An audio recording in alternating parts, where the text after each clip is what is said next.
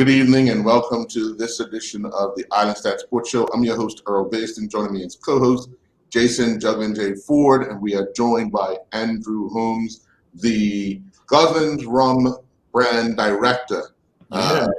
First of all, Andrew, thank you very much for joining us. We just wanted to have a quick chat with you as Goslin's a brand in which Goslin's will be sponsoring a weekly Player of the Week for football, and at the end of the month they'll have a Player of the Month award. So can you just give us an idea of what the prizes will be for the players, first Player of the Week, and then what could possibly be the grand prize of each Player of the Month? Yeah, well, we're really excited to be partnering with you guys here at, Island Stats. I go to all these sporting events. I see the Earl there with his camera, taking all the notes, and, respect for doing that for the whole community and really, providing all the information and the data that we need behind all the sports that we do. And, Goslins has been a fan of sports for decades. And, sports are a very important part in our community. And I think it's important to recognize those that are putting in the extra effort to excel in the sports that they do. So Player of the Week last year was supported by Chivas Scotch. So they were giving each player a bottle of Chivas. And we all know how much Bermuda enjoys a little Scotch whiskey, especially Chivas. So we're going to mix it up a little bit this year. We might provide some Chivas, we might provide some Goslin's rum or some other incredible spirits that we distribute around the island. But I think the idea was to take it up a notch and create the Player of the Month. So that's going to be a little bit more than just a bottle of spirits, right? That could be a massage. It could be a gym membership for a period of time. So we're going to incorporate a variety of prizes that we think will be intriguing to the athletes to encourage them to go and give their all every performance that they do.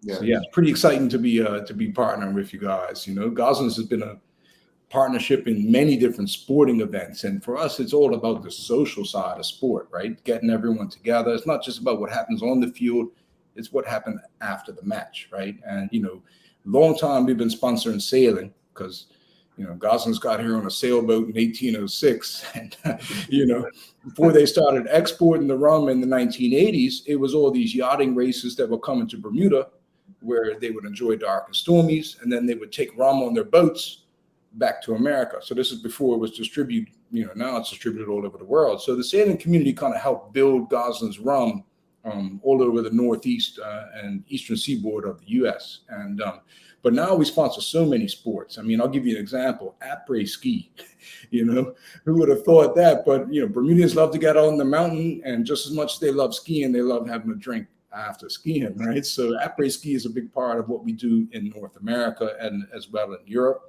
We're also the official rum of the Red Sox, and next year that'll mark 10 years of our partnership with the Red Sox. I'm a Blue Jays fan, but that's a whole nother story. My boss, Malcolm Goslin, he went to school in Boston and Boston loves sports in general, right?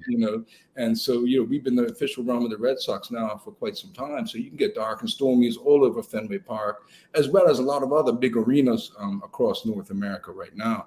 So, it's important to support these type of events. And I think it's also important to highlight all the amazing sport that is happening right here in Bermuda.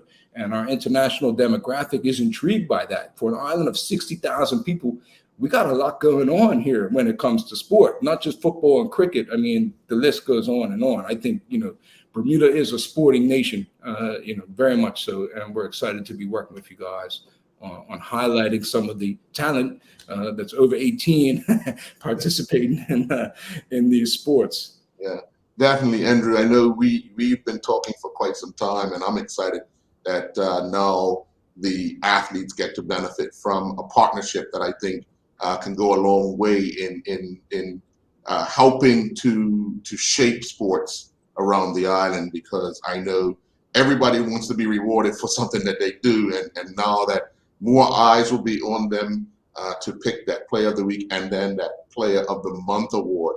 I think that's the significant thing that a lot of these athletes will be looking forward to. Yeah. Well, we're excited, and last year was a big milestone for Bermuda. achieving its second Olympic medal and its first Olympic gold. And, we were in a really unique position to do something there. And we reached out to Flora and was like, hey, I know you don't drink a lot, but like, what do you think about naming a rum after you, right? And that all came about because on our social media after Flora won, we were inundated on Instagram and Facebook with messages from Bermudians saying, you guys better name your gold rum after Flora. So, it was like, we can't take, credit for that idea. It was multiple Bermudians that, that was the first thing that came to their mind, gold medal, gold rum. And so we reached out to Flora and her husband, Dan, and we're like, you've got this idea to produce a rum. And obviously we want to do something good with it. We want this money to go back to a good cause. And so Flora had created the Flora Fund, which is going to support young Bermudian athletes to help achieve their goals and their dreams. And so we had this rum that was aging in these barrels. It's actually based on the same blend as our Gold Seal rum, but it's been aging for 2 additional years in barrels that previously aged Old Rum, which is our, family reserve rum that spends almost 20 years maturing in the barrels. So this rum was sitting there. We actually had no idea what we're going to do with it. We had 60 barrels. It was just kind of waiting. So we bottled 30 barrels of it, which works out to about 1,012-liter cases of rum. So that's a pretty significant amount of rum. So that was the Flora Gold rum. And I remember asking her, I was like, all right, Flora, we got this new rum. Like, I want to create a cocktail. What's your favorite drink? Sparkling water. So anyway, we came up with a few cocktails to feature with the Flora rum. One we call the Victory Punch, which is an amazing rum punch recipe. So we're going to be promoting that throughout the year. And all the proceeds, the net proceeds, once Customs has gotten their money and all that from the rum, go towards this Flora Fund. So 100% of net proceeds go towards this.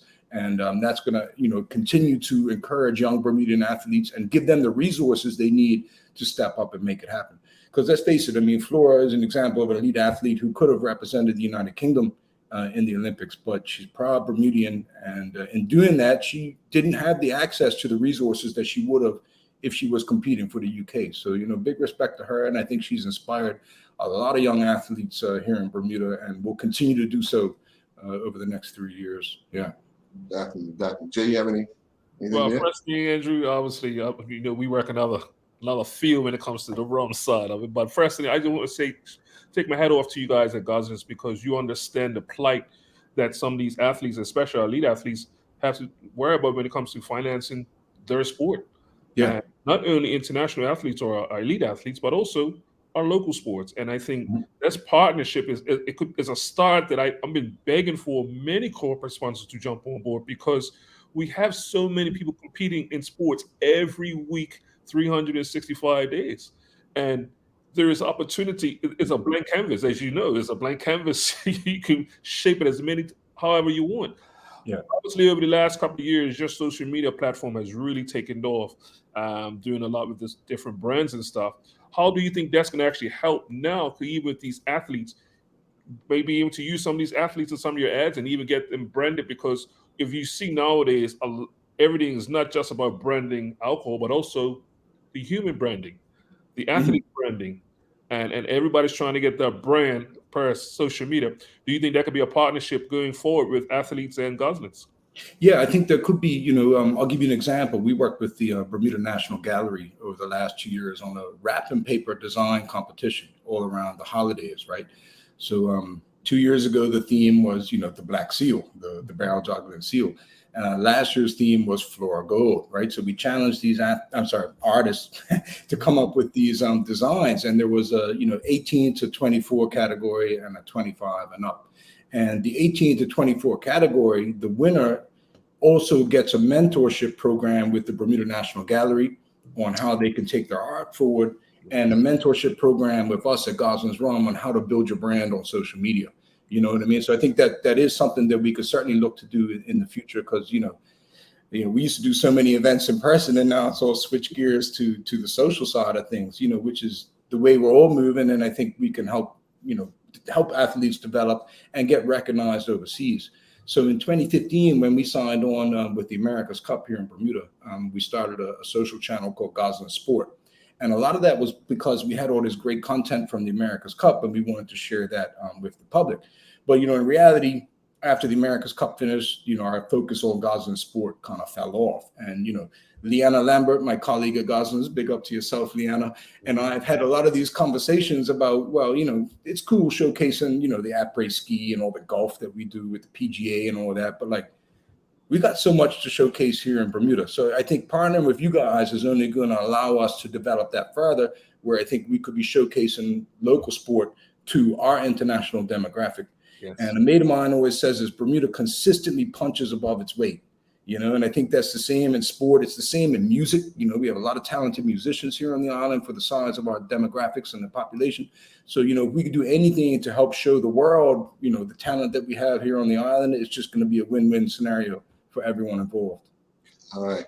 Well, Andrew, I want to thank you very much. And I am going to extend another invitation to you to join the Sunday show, as that is the show where we will be announcing the weekly, just to let the football community know what we're doing. I think they'll be even more excited about the partnership that we'll be having with Gosling's throughout the coming months for Player of the Week and Player of the Month. Okay?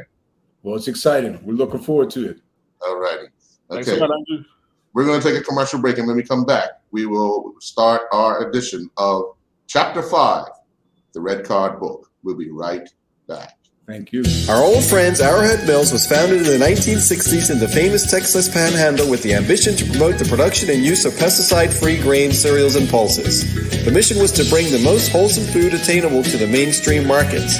Since then, Arrowhead Mills has increased its range of products, most of which are certified organic.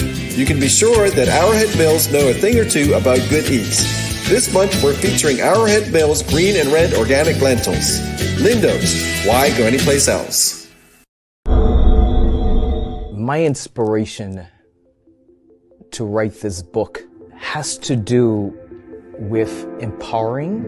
I want people to understand what it looks like when you are in a position when you don't have the tools around you. If you know me or don't know me, the game, the beautiful game of football, soccer, is and always was a way out. I'm still fearful on what to do, what would happen if I say something. What can we do in this book to incorporate tools to help specifically our group of young people in Bermuda? Could you imagine doing a read with little people and breaking everything down for them and having them to have a voice and having conversation pieces, if it's chapter by chapter?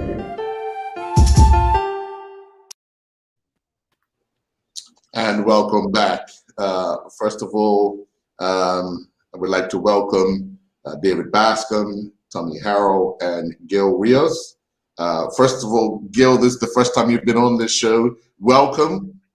You've done a lot of work in these films to put them together. They can't hear enough. Your eyes open and all sorts of things.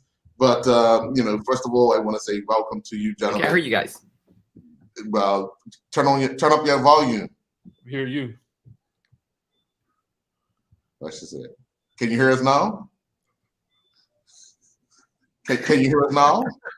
Yo, what's going on, David? Get it together, brother. I cannot hear you. Okay, well, I hear you. I love it. I love it. If he could hear us and couldn't, we'll all be all right. If he couldn't speak, we'd be all right. But I want to start off because we want to break down this chapter. I know, Tommy, you've had a lot to do with it, as well as Gil putting all the video stuff together. But just tell me, chapter 5. What could one expect in this chapter 5? Well, thank you, Earl, for that question.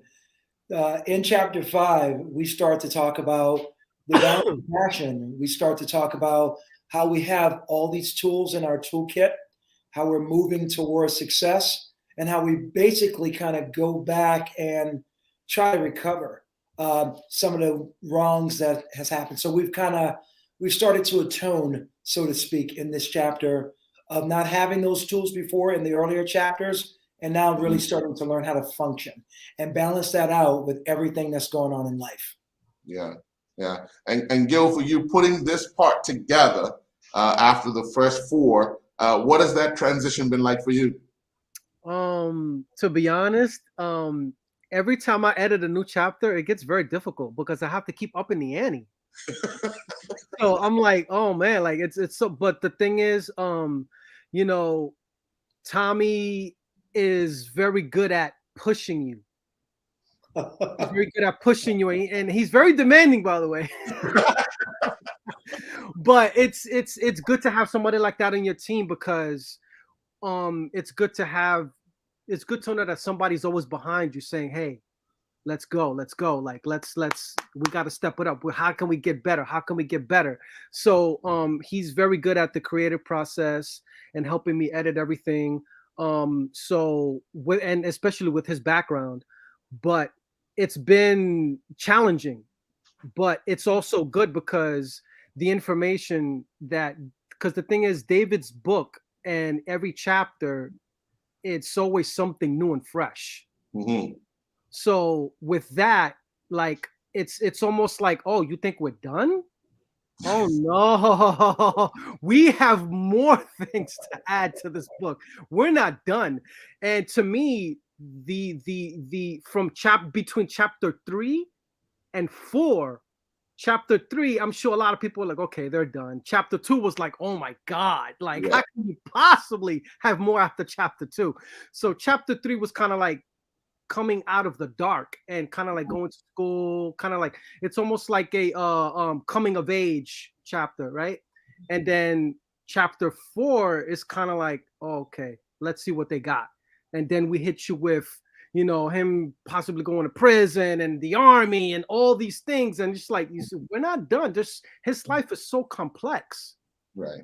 and being able to edit that in, you know, and as a team is very interesting to let people know that, you know, this is just the visual. So reading the book is even more detailed.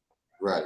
Yes. So as that comes in, it's like, you know, if you like the visuals, the book is even better because everything is in detail that Tommy and Dave have been writing. Right. So yeah. Jay, what are you hoping to hear in chapter 5? I know you've been mesmerized by the first 4. Well, I tell you, Earl, and good evening to Tommy and Gil. The journey that you know from the first chapter, like you said, you know, you think you're going down a straight road, and then you come to a fork, and okay, which way do we go? I go this way, then okay, then I got another fork, and I got to go this way. Which way do I go? And like I said, I've known David for how many years, and I'm still learning. So my question for you, Gil, what have you learned in this process? Not just in the professional side or the friendship side of David, but what has editing this piece has done for you professionally? editing everything. Yeah. Have you learned anything in this process, especially with this project? Because as artists or as editors, you know, we learn from every piece of, you know, a blank paper. You know, we learn as we go. Have you learned any significant things during this project? I've learned that expect the unexpected. And also it's amazing how you can get to know someone just by interviewing them, because when Tommy introduced me to this project, I said, yeah, let's do it. But you know, I had no idea that I would get to know David so well.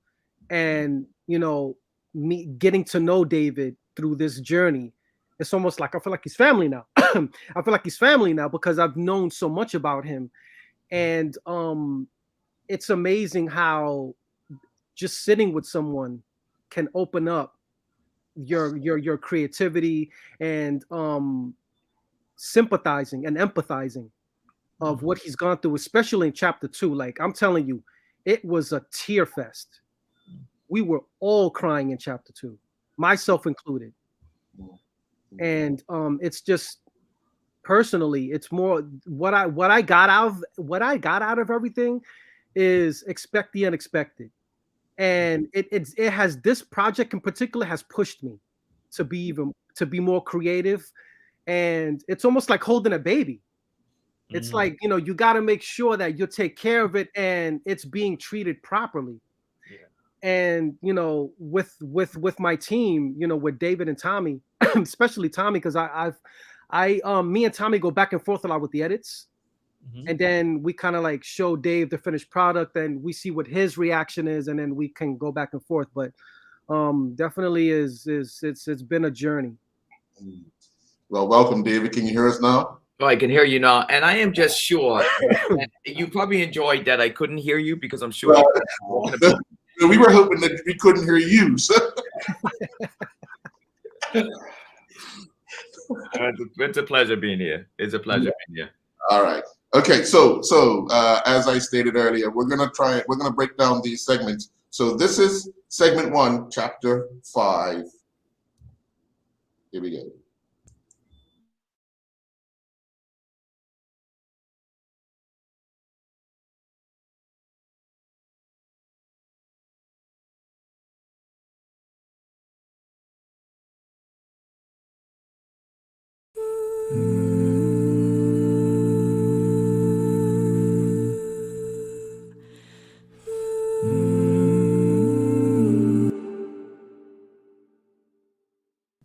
Who does he think he is?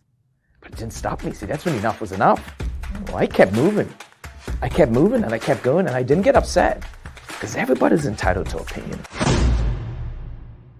When life gives you a red card, just like the most complicated of chemical equations, things must be balanced.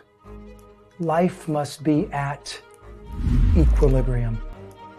It is my belief that there's reciprocity in the universe. Chapter 5, the balance of passion.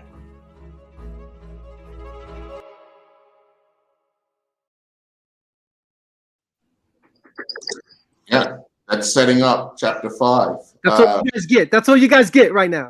That's all you get. That's right. That's right. David, this chapter here, we will see as we go on. But what message did you want in this particular chapter for the people who's going to read this book? What did you want them to get out of this? Yeah, being able to juggle your physical, your mental, and structure, right? Structure some things. This passion of mine that I have to empower people, I have to be very mindful of it, because it can be very selfish if I've got other people involved with me. So this balance of passion doesn't just mean about just being able to organize and structure things that I'm doing. If it's training young people, if it's talking to young people, it's also the balance of passion of mine that I keep myself open to share with the people that's close to me, like my family, like my little people. And that's, you know, very important. So I wanted them to really get an understanding is that when you come through these and start blowing through this light and seeing this light, you really have to understand is that you're going to have to be mindful, because those tools that you're trying to have, and if you don't have them, you got to pull them together. But then that one thing and those things that you go to, that safe place, you're going to have to be able to balance that mindset, that physical presence. Yeah, because it can get away from you and you can lose focus and you can be back where you started. And that's what I wanted, right? I wanted people to really understand is that you're going to have to really embrace what you love to do that helps you out of some of these struggles that you're going through. Or been. Tell me, David uses a lot of words. When I say a lot of words, he often uses a lot of the same words. Passion.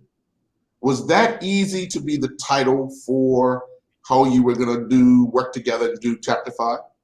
Absolutely. It really did kind of jump off the page. I'd sent Gil a video of you and David about to be interviewed.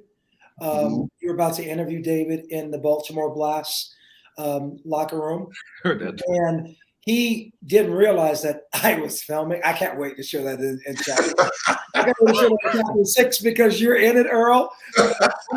I'm just filming everything that's going on. So the young man comes into the room and he was like, you know, You mean you're going on the to the game tomorrow? You're getting on the bus? Well, do what you need to do. Boom! Now we have a game. That's really been like game, set, go every single time. So the balance of passion regarding his family and the work that he puts behind that, regarding his coaching prowess, the work he puts behind that, and the constant back and forth in taking his words that he's saying, I'm just kind of scribing them in a way that's going to transition nicely into the book. So chapter 5 was a very, very easy chapter to say, the balance of passion. David is usually juggling 10 hats at one time. Mm-hmm. I usually juggle about 7 or 8, and then I'm almost a basket case. So I continue to be quite impressed that he's able to juggle 10 and still keep that balance and equilibrium there. So the balance of passion jumped out at me as the title of that chapter, and David said, absolutely, agreed. Jay? Yeah, I'm very intrigued about this chapter because it touches not only people in sports, but just in life in general. What do we deem what success is when you're young? Whether you're working, you're chasing money, or you're chasing fame, or you're chasing, as they might be chasing rings. There's always a sacrifice to that, and a lot of times it's family. And I know you, David, you spoke about this in the previous chapters where you felt bad because your young son was sacrificed for you to get where you was going. Now it sounds like this is more of a coming of age because you're learning from the mistakes or the lack of attention you did to balance your life out. And I think this is not just a lesson for your life, but in sports general, but just anybody's personal life, because we can all chase money, but if we're not got family, we're not taking care of family. What is good to having all this money and you ain't got no family? And I think for me personally, COVID has done so much. I hear all doom and gloom, but I can tell you straight up, in my personal life, I think COVID has been a blessing to me because I've been able to spend time with my family that everyone knows that I probably would never have time to spend working or being a DJ, a professional music player, as you know. But I'm home weekends. I'm up early Saturday mornings. If you're coming in 3, 4 o'clock in the morning, Friday night, Saturday nights, you're not up first thing in the morning, Saturday and Sunday mornings. So you get to miss those times. And I think, like you said, David, as a young person, you're always trying to achieve what you think is success. But what good is it if you're not balanced? So yes. I'm very intrigued to see what this chapter is going to bring. Gil, give us a sense of, and I'm going to ask this question because there could be some young person out there that will watch this and realize that they're not into sports, but they're into videography, into putting together things. When you hear what David and Tommy are talking about, you have to visualize putting this together visually. How do you work that out first in your head and then decide what needs to go where? At first it's difficult because it's a documentary, so it's not like a narrate. There's no script here. I don't know what David's gonna say. As much as I think I know David, I don't know what he's gonna say.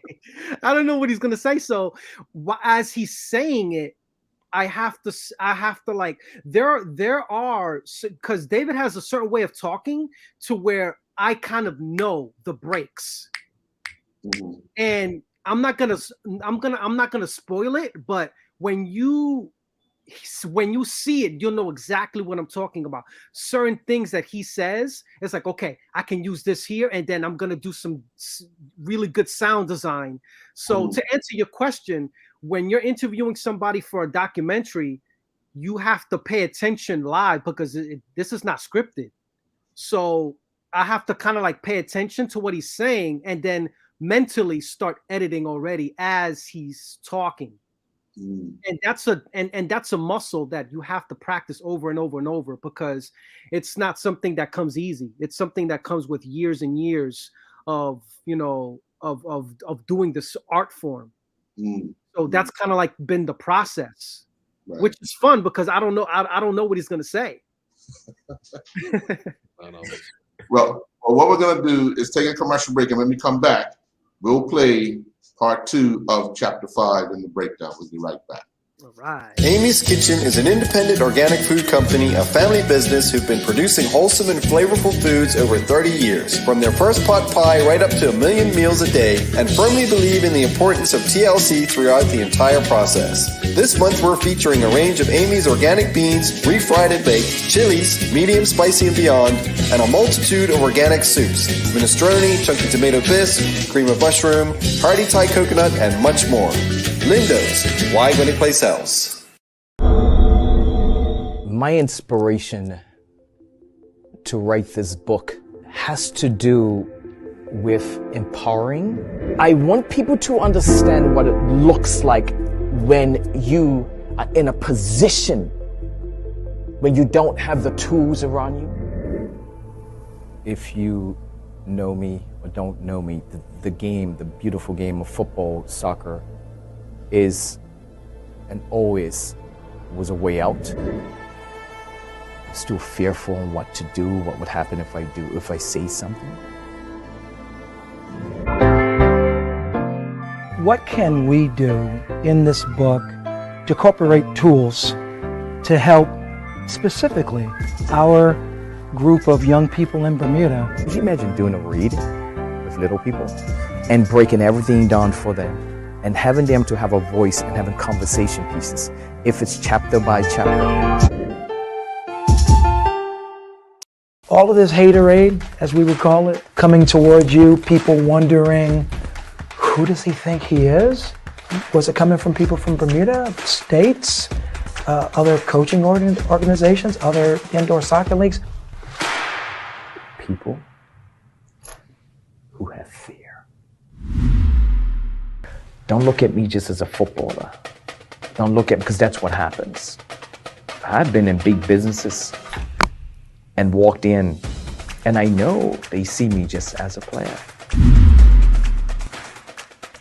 The importance of my relationship, the importance of my family, my little guys, my social time, my businesses, it all relates to my legacy. And it all has to align. If one is out, that can create chaos. Well, first off the bat, people who fear, they tend to make the most noise about someone who they fear the most indirectly, because they don't want people to know that they fear the person, or just fear that the person will be just a little more successful than them. David, you've indicated that's been a major part of your life. That people have been envy of what you've been able to achieve in Bermuda sense, the not traditional football world. Let me get your take on that. Let me get your take on just that. Yeah. You know, what's very interesting is that I've looked at everything that, and not just me, but people are doing, right? And when you leave a beautiful country like Bermuda, and when you leave and you start to grow, it's only because you're out there, right? You're on different circles, you're seeing things, your game, if you're into business, that starts to grow. All walks of life, you see these other opportunities there. So you have to learn, you're forced to learn, you're forced to be aggressive, you're forced to be progressive. And what happens is that when you come back Bermuda and you come for a week or 2 weeks, and when a question's being asked about something, I can only share. It's a sharing process. I like to share. I don't look to do harm. I like to share. And in that sharing moment, you can feel it. You can feel the person like have the conversation with me and not go around the corner, especially if I'm opening up the conversation to you. Don't go around the corner and start talking when I leave the conversation that don't make sense to me. What you afraid of? I tend to say things that people are thinking. I know you're thinking it, but let me say it for you. But what I'm mindful of is that, so there's a sense of confidence when I learn from others outside and just learning in critical thinking conversations, and people look at it as arrogance because they have their own fears. If the conversation is not for you, don't take it on. If it's for you, you do whatever you feel to do with it. And I'm okay with it because I'm not in protecting anything that I want to be. I'm protecting the integrity of my voice that I hold for young people that I try to empower. So it doesn't faze me anymore. The text messages and the emails about, well, I don't have time. And I'm being straight with you. And people would even look today and say, oh, there he goes again. And that's okay as well. Because see, if I stop for one moment to take it on, I'm in trouble when I stop moving. And I'm not doing that. So I say that the amount of people that's been positive and support through my journey, they come back to me, oh, this person. I said, I don't have time. If this is a pity party, you have 30 seconds. Because you just get it out. Because I don't have that type of time. I don't have time. I'd rather hear it straight from the mouth than go through a gossip. And I even tell the people in my circle, don't. It doesn't make sense because we're losing time and energy to give positiveness to other people. So I know what you want to get to. I'm not going down that lane with you, Mr. Baisden. I know, from my football to everything, I'm okay. I'm had coaches tell me I can't do this, I can't come back because it's okay, I'm had, basketball shouldn't be doing this. This league is going to be terrible. This ISL league. And then they come and smile at my face. It's okay because it doesn't change. And I'm not stopping. I keep going. That's the worst thing they can do is tell me that, it's not working because I'm going to come right back at you. I'm going to do something else. And I really have a lot of respect for people, though. Despite how many people or how some people may have about me, I have a lot of respect for people. And I'm able to kind of close some of those gaps as well because I started to fall into a lane. Well, you talk about me, I don't like you either. I'm not, but I had to stop and think. It's okay, Everybody's got their own journey, the way they do things. So I just really embrace everybody, and I take the little pieces out that I can use to help me empower others. That's it. Well, I gotta ask. I'm not gonna let this go by. Oh no! Teed you up, David. I don't know if it's on film or I don't know if it's in the book, but you gotta call a name. You gotta help me out here. Let me put some names to faces here because I might know some. Let me know, brother man. As Bob Marley says, who the cap fits, let him wear it. Talk to me, brother man. Talk to me. That doesn't even make sense to me, what you're trying to get out of me. Let me give you some examples. And let me tell you what things that I have been able to kind of like push off a little bit. Oh, Mr. Bascom, you only play a Mickey Mouse game. That don't make sense to me. This and that until they saw my first contract. Oh, I didn't realize you was making that type of money. Okay, so let's keep that one quiet. The next one is that you have no more than basic high school education, so you should not be talking about educating young people. That was my second year playing pro. Ain't that something, right? And that person at the time was in charge of education, Ministry of Education. So let's keep going down this road. Oh, Mr. Bascom, you're just down here doing these camps because you just want to make all this money. Okay. Okay. Letting 30% of the kids in for no cost. Mr. Bascom, you're coming on and you're just doing this. See, I don't have time. I don't. Playing pro for all this time, and all of a sudden I can't come back and play for my national team because I play indoor. But 4 years before, I was playing every game. So then I went go sign an outdoor contract, and all of a sudden, I still can't play for the national team. Mr. Bascom, can you write me a letter because I want to get rid of somebody because they're not doing a good enough job? Okay, I write the letter. Please tell me that I'm not going to be shunned away. Yep, well, there we go. I'm shunned away from the process. Interesting, right? But I'm okay with it. I'm okay because this is how we grow.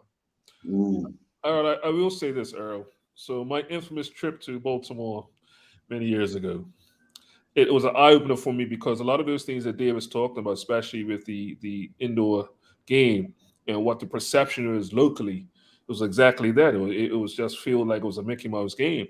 and almost compared to what we even think of MSL. Mhm. But then if you go look in details and look at what some of those players are making now, and they'll be able to not only take care of their families, but hey, it's a living, it's a professional living. So when I went to Baltimore, I'm going to see a good friend, a joker, because he likes to joke. I'm going to see a joker. But Earl, I'll tell you, and I think I never told him because picked up a car. So never been to Baltimore, so I'm looking at signs. Because I'm trying to find. I'm racing, trying to get down to the stadiums because the stadium's supposed to have the first game. It was the opening day of baseball, and it was a game at Camden Yards, so it was nothing but traffic. Yeah. But I'm looking at signs. Next thing I know, I see a billboard with David's mug on it. I'm like, hold up. That's not who I think it is up there. And for somebody from Bermuda, 21 square mile, to be in Baltimore, downtown Baltimore, on a billboard, I said, wow, this is, I don't know what I'm in for. But just to see that, and then when I'm at the game, his face comes up again on this PSC. I'm like, hold on, Dave?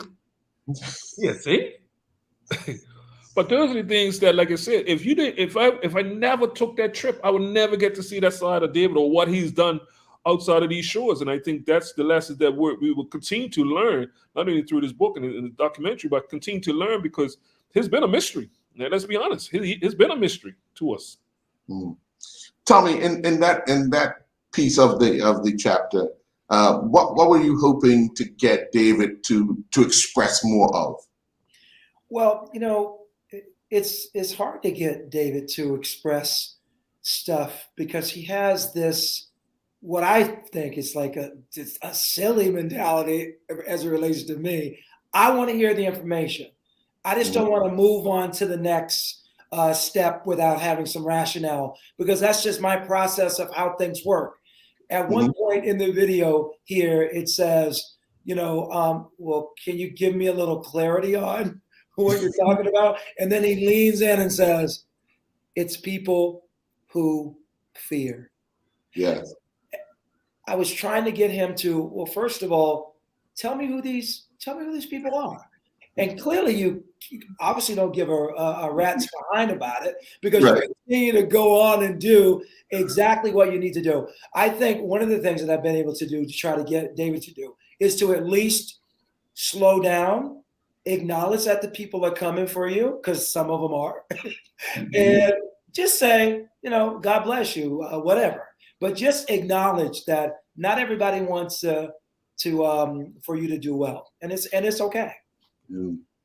And Gil, for you, putting that part together, you go from wiping tears in chapter 2 to learning something different in chapter 5. Just that segment there, capturing those moments are special. Do you feel it as David's talking, as Tommy's talking? Most definitely. When he said people who have fear, remember what I said before? Like, there's certain cuts that I know I'm going to use. And when I heard that, when he leaned in, I saw it in the edit. Like, I visually saw, like, yeah, that's going to make it. and when I heard the haters and all, I'm like, that's making the trailer. Because it's what we go through when you're trying to achieve something at a high level. That just comes with the process. With what David's going through, and even Tommy might get some of this hate, even though he's behind the scenes. He thinks he could write a book. Who does he think he is? And he's gonna be like, well, I'm Tommy Hero. Like, I have a doctorate. Like, you don't know? You better ask somebody. I'm sorry, and 17,000 copies of a poetry book that's already sold. So the resume is there, but it's going back to something you said, Earl. It's people put their fears on you. Now, David's when David hears this, he's like, no, you may not be able to be a superstar soccer player or a football player, but I can be. What you can't do doesn't mean I can't do it. And that's what separates the champions from the people that just want to put their fears on other people. Sure. And I get it as well. But it's at the end of the day, I don't want to be 65 years old sitting in the back of a diner saying, damn, what if? I can't live my life as a what if. David definitely doesn't, and Tommy definitely doesn't, and I'm sure you guys don't either. I can't be that what if guy. I gotta try. If I fail, they say, "Hey, listen, I tried." That's more than I can say for 90% of the other people that want to point people that say they can't do things. Without a doubt. Without a doubt. We're going to take another commercial break. When we come back, we'll play another part of the chapter 5. We'll be right back. Oh, you teasing. I'm Barrett & Son, home of Bermuda's best beverages, is starting the new year with an exciting new beverage, Numa, the organic sport hydration drink. Founded by brothers Brandon and Jared, both pro hockey players, Numa stands for No More Artificials and is an organic plant-based sports drink with real ingredients like organic coconut water and Himalayan pink salt. Numa partnered with fitness groups in the USA early in their development and expertly responded to the call for purity and simplicity. Try all flavors of Numa organic sports drink this month. Lindo's, why go anyplace else? My inspiration to write this book has to do with empowering.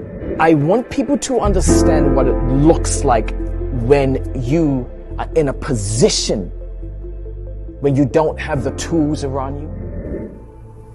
If you know me or don't know me, the game, the beautiful game of football, soccer, is and always was a way out. I'm still fearful on what to do, what would happen if I say something. What can we do in this book to incorporate tools to help specifically our group of young people in Bermuda? Could you imagine doing a read with little people and breaking everything down for them and having them to have a voice and having conversation pieces, if it's chapter by chapter?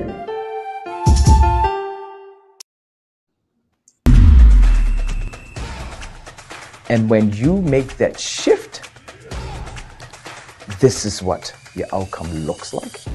But it's a serious shift because you're taking a leap of faith on the tools that you have opened yourself to receive to be able to support your growth. How did you find equilibrium, though, between football and your life?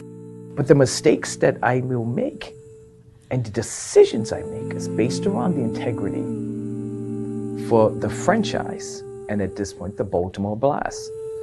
I have to take that same principle and put into my family. Yeah. Equilibrium. This book is a vehicle, right? And I want people to all be able to jump on no matter what you're going through. Or if you got having those conversations with friends, right, that you may know that's going through any types of situations.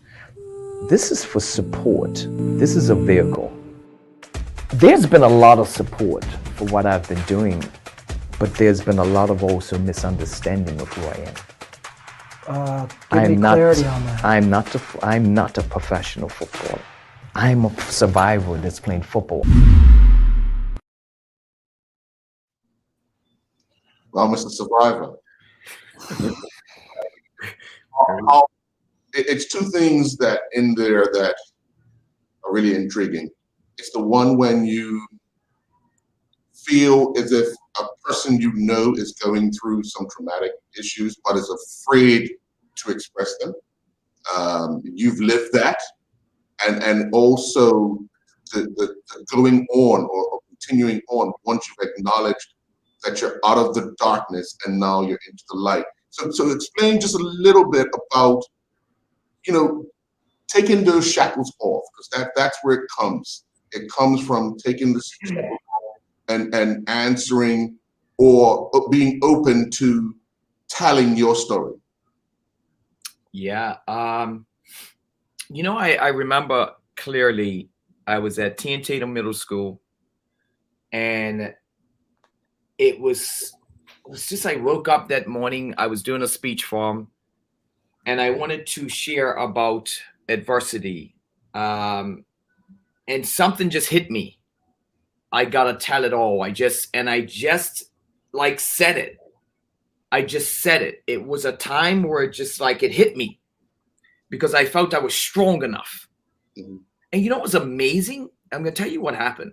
When I said it, I said, yes, I'm a young man, as a young father, still growing. I'm a professional footballer, still learning how to play this game. I was a young man, lost, been abused, locked up. So I went through it. I skimmed it, but I did it. And the relief afterwards, when I got off the stage and they cleared the little people out, a young man, no lie, talking about change. A young man came to me, had a little girl with a young girl with her. And he says, Mr. Bascom, it's not me I want to talk to you, but I have something to tell you. And I said, what? Talk to me. You know, little people come around me, I get excited. Talk to me. I did not dream what he was about to tell me. He said to me, he says, my friend over there, she's upset. She heard what you said, and she's upset because some things have been happening to her. Now, you know, at that time, and this is when we had the bus, the Hope for Life bus, traveling to schools. I just stared at this young lady, and she is in the little doorway of the assembly, and I just went to her, and I looked her right in her eyes, and she didn't have to say nothing to me for me to take my next steps. She didn't have to say nothing else to me. And my next step was to protect her. She didn't have to, because a young man said it all. But you know what was very interesting is that it was very important from that day that once those shackles came off of me, I continued to share, because look what happened with a young person. They got trust in me. And look at how crazy, right? She trusted the young man as well to tell me. And it's this whole like effect. And from that point, I continue to share. I continue to open up. And it continues to bring freedom over into my mind that has been caged for so long. And it puts me in a different space. Tommy, you were talking about getting David to share more. You were trying to get him in that little segment to share more, but you saw the diversion. Yeah. And he done it so well. Yeah, absolutely. It's really funny when this book comes out. David and I have, pondered and thought, and we hope and dream that it really is a healing mechanism for many people. It's his biography, but I have to do honor to it for him. So we can heal. That's one of the consistent things that we've said from the time we started drafting this thing, and to the time where we're fully writing it, and then realizing the documentary part of it. We continue to say the word.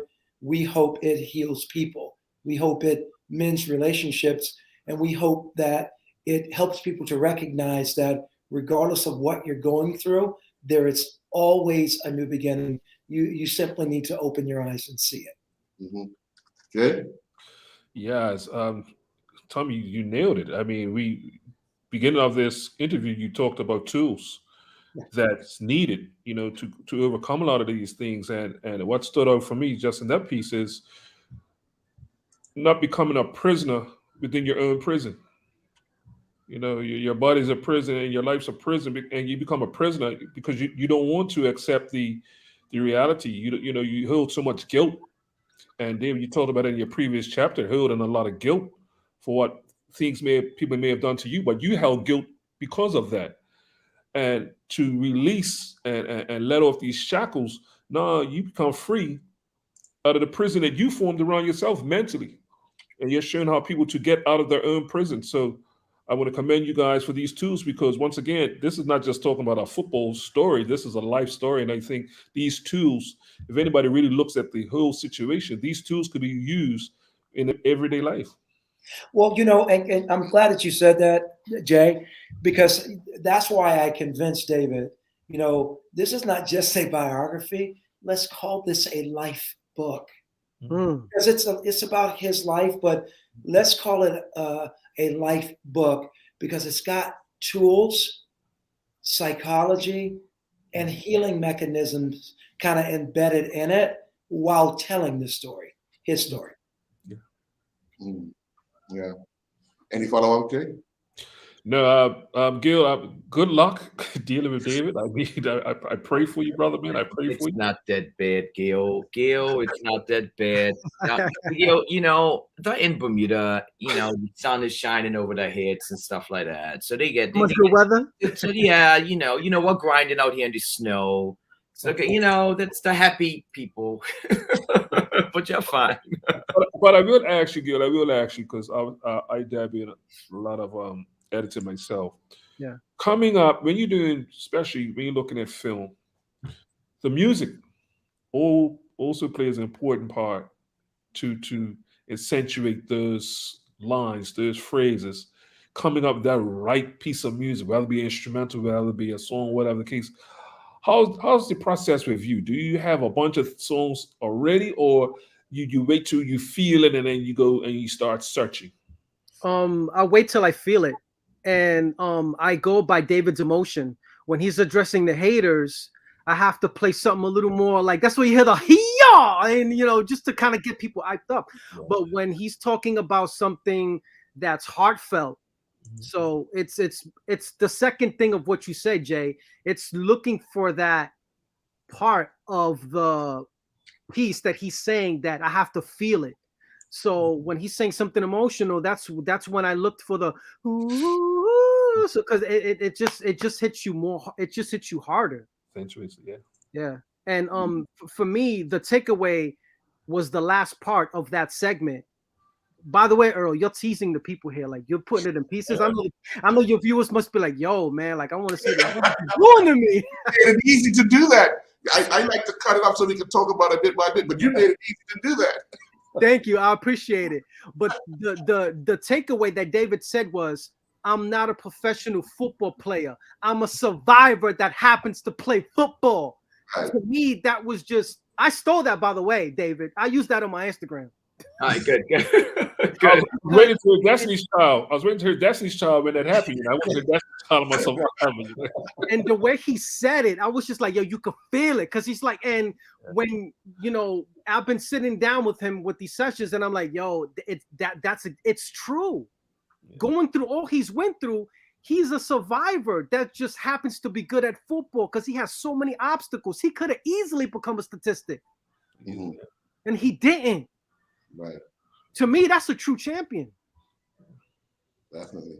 But we're going to take another commercial break, and when we come back, we'll play the end of the Chapter 5 trailer. We'll be right back. We're featuring a true frequent flyer this month, Bragg Live Food Products. Paul Bragg was the man behind the products, and during his lifetime originated health food stores and promoted nutrition education throughout the media, helping us make healthful choices when we shop for and prepare food. Best known for his live cider vinegar, Bragg also brings us a variety of super nutritious and flavorful foods and condiments. Try the star product that helped launch the entire enterprise, Bragg Raw Unfiltered Apple Cider Vinegar. Lindo's, why go anyplace else? My inspiration to write this book has to do with empowering. I want people to understand what it looks like when you are in a position when you don't have the tools around you. If you know me or don't know me, the game, the beautiful game of football, soccer, is and always was a way out. I'm still fearful on what to do, what would happen if I say something. What can we do in this book to incorporate tools to help specifically our group of young people in Bermuda? Could you imagine doing a read with little people and breaking everything down for them and having them to have a voice and having conversation pieces, if it's chapter by chapter?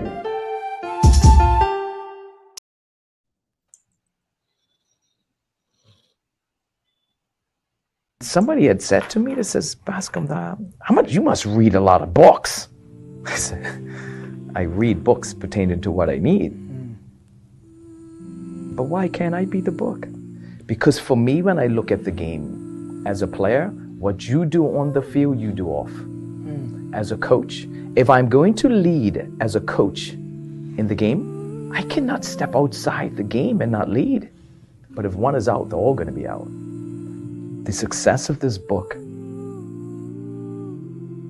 is not only going to rely on how many books are sold, it's going to rely on how much people connect it with their own lives.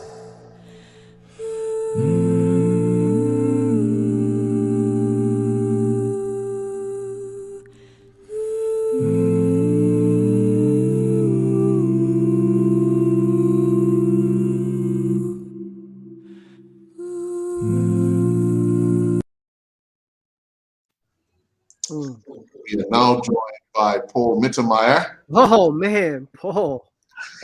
who plays a very integral part in making sure that everyone's informed about this book.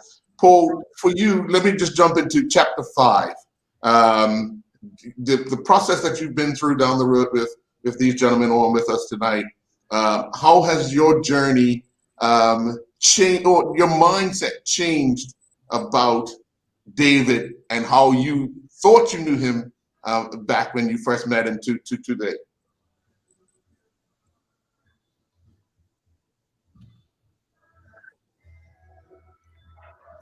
See, now we could talk about Paul. Right? Time we talk about Paul. Oh, your audio is not working, Paul. No, Paul can't hear you.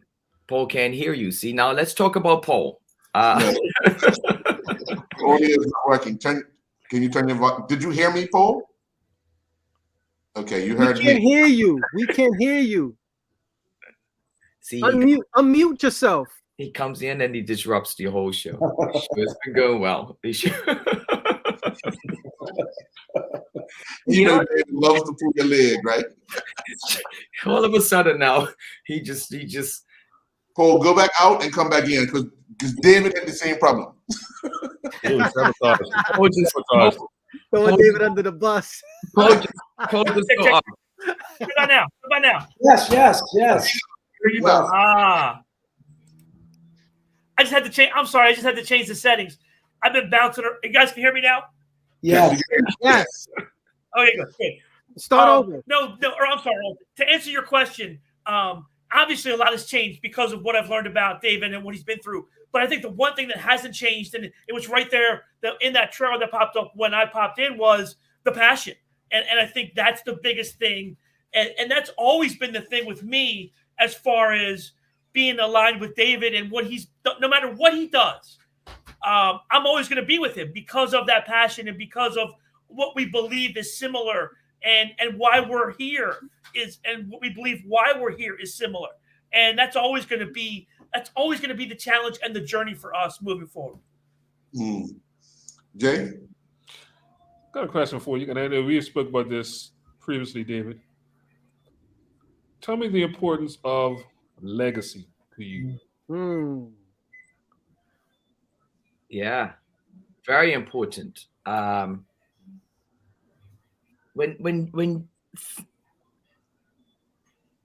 let me tell you how important it is. It's my life. It's my greatest value. I really feel that I was put here for a reason. I really do. But even balancing that, it has caused me some heartache as well because I put everything in front of me. 3 o'clock in the morning, a family will call me. I'm going. But the one thing about a legacy is that you're going to have some strong integrity because you're going to have to be able to stay on your path. You're going to be you have to be a good listener. You have to be a good learner. You have to be able to create these environments and climates and cultures around you that encourages. You have to have people understand who you are, relate who you are, be able to use some of the things that you're doing and saying. That builds a legacy. Your leadership values and skills has to be spot on. You have to be able to bring a dominant side out of you when it's needed to, but also be able to listen and hold back and breathe and be compliant. I have to learn to be able to bring all this, and this also goes for being a good leader. So leaving something behind. Think about when you know, you got your little people and you want to leave them a house. Think about how that makes you feel when you're leaving that house for them to be in and to be a hold of. I'm leaving. I want to leave more than a house. I want to give them and leave as much information that they can build all the houses that they want. I want to leave them as much information that they can help and heal as many people as they want if it's got to do with mentally. I want to leave them all the information that I can in my legacy that they will be able to empower, and they'll be able to look at themselves and then be able to say, wow, you know, I'm also leaving something. Sharing is not easy, you know. Sharing is not easy in this time. It's not easy in this time. And to be in that place where you're sharing all the time, you better know what you're sharing, and you better learn a lot. You better be able to, and you got to go through these kind of examples. You got to go through these trials and tribulations. You got to go through these experiences. You got to go through everything if you're looking to share. You got to be mindful of what you share. I don't read a lot, and I'm letting Tom is going to laugh at me now. Tom is going to want to strangle me. I only read for me what's needed. I do. You know, I don't like, you know, the little Harry Potter books and stuff. I can't handle all that. I can't handle all that. It's got to be something that's going to help me in my direction, because I don't have that type of time. I don't have that type of time. But I say that, but then I'll go watch Netflix all night. You know, so nah, legacy is heavy with me. Some people's greatest value of their life is their family. Some people's greatest value of their life could be money. Some people's it could be loyalty. Mine is my legacy. And inside my legacy is where my family will have their strength inside of it, because that does include my family. And that's what I'm also learning from this book and my journey of being with Tommy, and the importance of the family also being a part of this legacy that I'm on. Tommy, through your eyes, give us 1 through 5 chapters, what you see of David Bascom, sitting across from him, listening to him, having come up through being a part of his life through college. But what have you seen through your eyes? Chapter 1, fun but lost. Chapter 2, resilient but damaged. Chapter 3, the growth of a lion. He would never give up. Chapter 4, transition, growth, becoming a grown-up guy, so to speak. Chapter 5, passion, understanding, growth with tools and the ability to use them. David recognizes, and you know, I do want to strangle him because he doesn't read stuff. Yet I can call him at 2 o'clock in the morning, 3 o'clock to talk about an edit, and he is watching Netflix. So I'm glad he actually said that. All right. So let me get that out of the way. So prioritize, you know, you read a little something sometimes, but I love it how he says, I don't have to read a lot of books. Why can't I be the book? And I think that really has been the story, because here is a brotherhood that we have, and we are like polar opposites. I'm a bookworm. David is the book, expressing and talking about the worm. He doesn't need the wiring and the core stuff that I need. He needs what he needs to kind of help him thrive and to make him grow. And that's why he's successful today, because I think he's kind of not apologized for it and just kind of ran with it. Gil, when Tommy came to you with this project, and I guess when it first started out, it didn't seem as if it was going to be as long as a process as it has been thus far. But what excited you the most about it before knowing any real details? Oh my goodness. Not knowing anything, just I didn't know what to expect. And that kind of like, I don't like that feeling. Like, well, what am I getting into here? Like, I had no idea.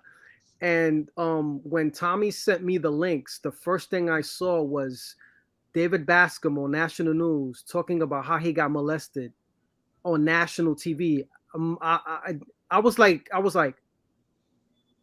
I'm gonna direct this. I was like, whoa, I didn't know what, to be honest.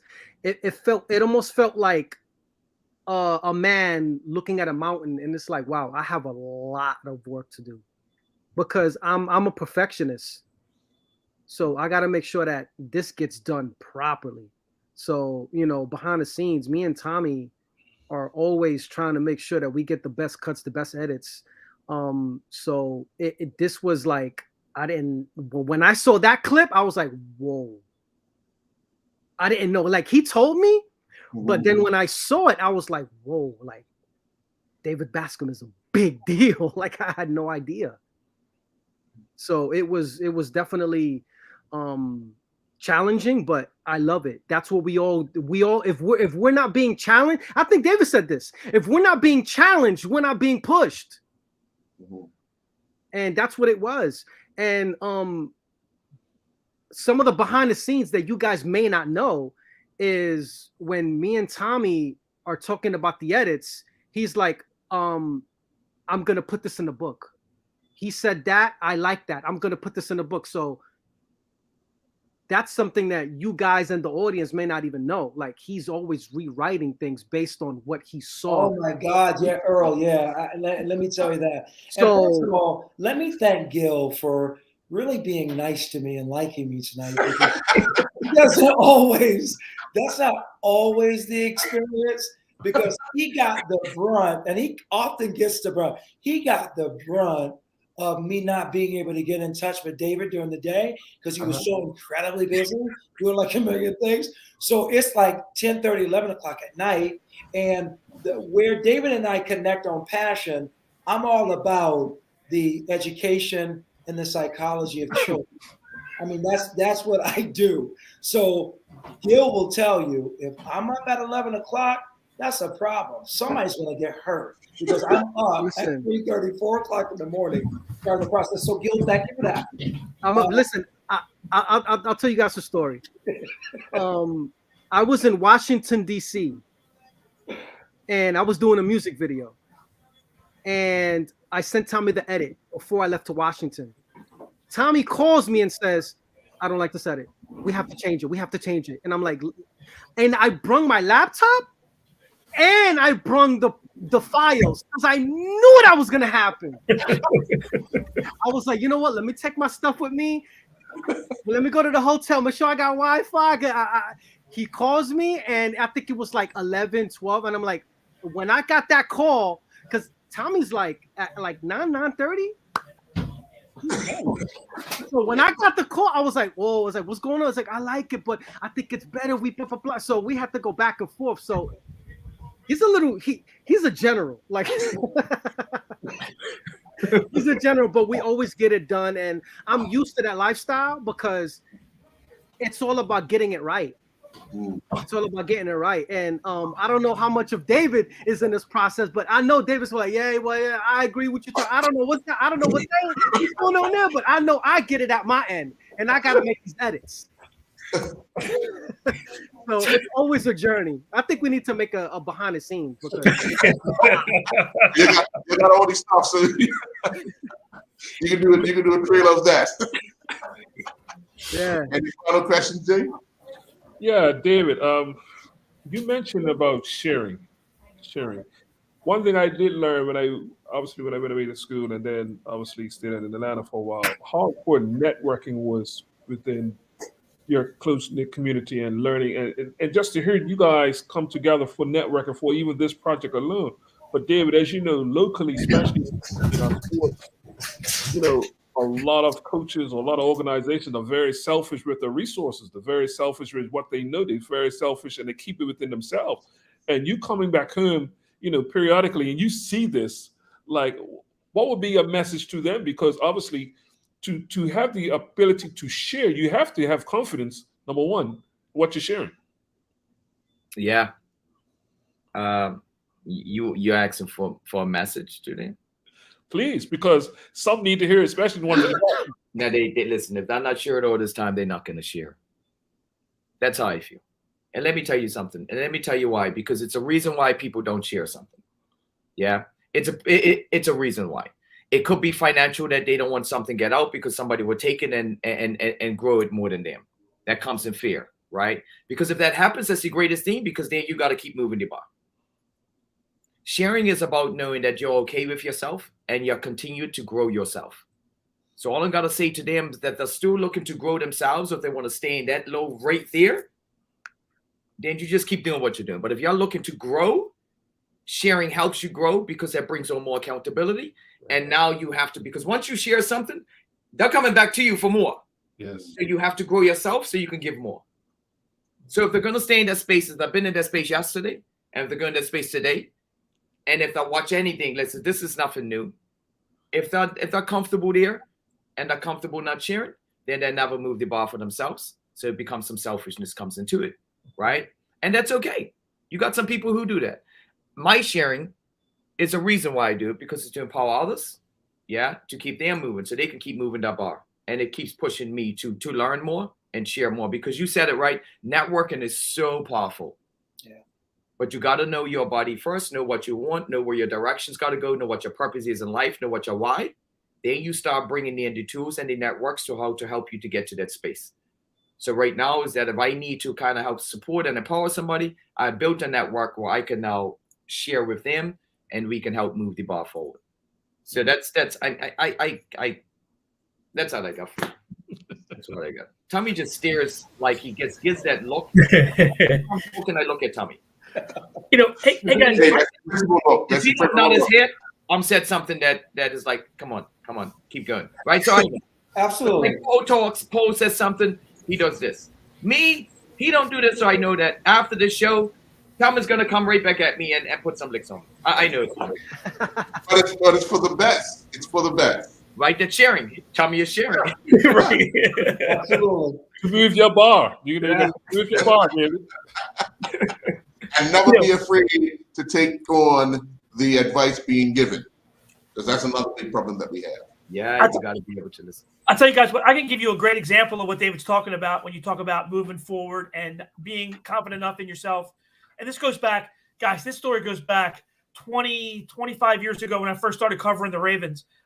When the Ravens first came to Baltimore, they had, and you guys might know, be familiar with these names or not, but Priest Holmes was a running back here in Baltimore who was played for the Ravens. And when Priest was here, the Ravens drafted Jamal Lewis, who ended up being the Super Bowl star or whatever. Well, when Jamal was a rookie, I used to cover training camp, and basically I would be able to see the whole behind the scenes thing with the team. I hung out with the team. I was there when they were there every day. And literally, Priest Holmes even though Priest was the running back and was the guy there in Baltimore, he took Jamal under his wing and kind of showed him what it was to be a professional, because Priest was confident enough in himself that he knew that regardless of whether or not he was going to be in Baltimore anymore or whether that was going to be Jamal, he could go somewhere else and be successful. And so, by the way, those are my cats fighting, by the way. So, Oh my God. So Jamal becomes the star running back, but Priest goes and he's a superstar in Kansas City and was a league MVP with the Kansas City Chiefs, even though he was willing to take Jamal under his wing and kind of groom him to be that guy in Baltimore, because he knew wherever he was going to be, he had enough confidence in himself to be successful. And really, that's how I think people that are successful view things. They help other people move forward because they themselves have the confidence enough in themselves to know that they can do it on any level. Definitely. Well, gentlemen, I want to thank you very much for entertaining us this evening. Chapter 5 looks like it's a very intriguing. Can't wait for Chapter 6. Tommy, any hints? No, I'll keep you guys waiting a little bit. Okay, all right. Well, Gil, now that I've got contact with you, you can drop me a line every once in a while. Definitely. Definitely. This was fun. Thank you for having me. Not a problem at all. I mean, we sharing David's story with Bermuda and people that watch around the world is only exposing more people to know that you can actually go through what you're going through and come out on the other side if you just trust and believe in somebody that can help you. And that's got to be the main key, right, David? Yep, that is. You hit it right there. Yeah, yeah. So, folks, we'll be back next week with another edition of the Island Stats Sports Show on Wednesday night at 8 p.m. right here on islandstats.com. Enjoy your night, gentlemen. Thank you. Peace and blessings. Thanks, Jay.